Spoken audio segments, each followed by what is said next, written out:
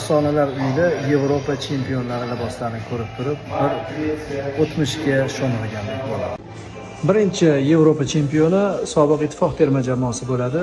Bilsangiz kerak, bu yurt vakillari Fransiyada o'tkazilgan Yevropa chempionatida g'olib bo'lishgan. Keyin 64-yilgi Ispaniyadagi Yevropa chempionatida Qizil Furiyaning qo'li baland kelgan.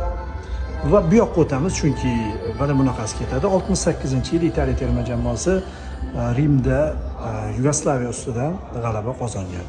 Endi 72-yilga yo'l olamiz. 72-yil Belgiyada o'tkazilgan turnirda Germaniyaning zafarli yurishlari boshlangan.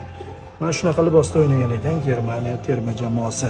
76-yili Yugoslaviyada o'tkazilgan Yevropa chempionatida Chexoslovakiya g'alaba qozongan. Pannenka uslubida kiritilgan gol deymiz, o'sha Pannenka gol urgan edi. 80-yilda Italiyada o'tgan Yevropa chempionati, nemislarning zafarli yurishlari. 84 sekin endi xotiralarga sho'ng'iymiz. Fransiya, quturgan Platini eng zo'r davra uchrangilarni, shunda fransuzlarni to'xtatib qoladigan kuch yo'q edi. Endi o'zim guvohi bo'lgan turnir birinchi marotaba bir odamga o'xshab turib, bola holimda ko'rsam ham eslayman. SSR terma jamoasini Gollandiya yig'latgan oqshom.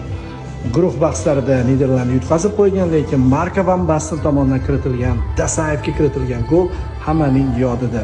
O'sha paytgi Gullit, Kuman va boshqa Van Basten kabi yulduzlar odamlarni hayratlantirgan edi. Mana bular ko'proq hayratlantirishgan, chunki daniyalik futbolchilarni yig'ib terib, katta Yugoslaviya o'ynamas ekan, sizlarning ishtirokingiz zarur ekan deb olib kelishgan. Bular nafaqat ishtirok etishgan, balki kelinglar Yevropa chempioni bo'lib qolamiz deyishgan. 96 oltin gol ishlagan davrlar va Oliver Bierhofning libosi mana shu joyga bejiz qo'yilmagan. Oliver Bierhof oltin golni urib turib, ajoyib Chexiya terma jamoasini yig'latgan edi. 96-yil. 2000-yil Fransiyaning davri yana boshlandi. 2 yil oldin jahon chempioni bo'lgan yurt vakillarini Alessandro Del Piero to'xtatib qolishi mumkin edi, lekin Alex gol ura olmagan, 2 yil qila olmagan va oltin gol bilan Fransiya Yevropa chempioni bo'lib ketgan edi. Anamal yil do'stlar, 2004 Gretsiya Yevropa chempioni bo'lgan va bo'lib ham Portugaliya maydonida chempionlikni qo'lga kiritishi juda kulgili bo'lgan, juda g'alati bo'lgan. 2008 ga o'tamiz, Ispaniya erasi boshlanadi.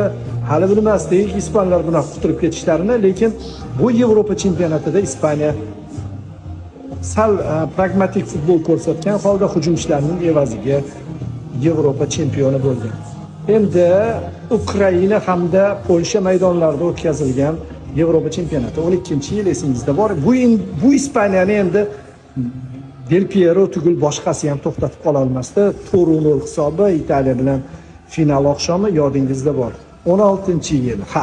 Fransiyada Cristiano Ronaldo o'zining terma jamoadagi ilk sovrinini qo'lga kiritgan. O'zi umuman Portugaliya mamlakati Cristiano Ronaldo davrida shunaqa sovringa birinchi marotaba ega bo'lgan.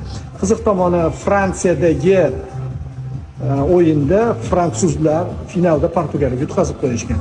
Xuddi Portugaliya 4 yil oldin, bundan 12 yil oldin 2004-yil yutqazgani kabi uyida.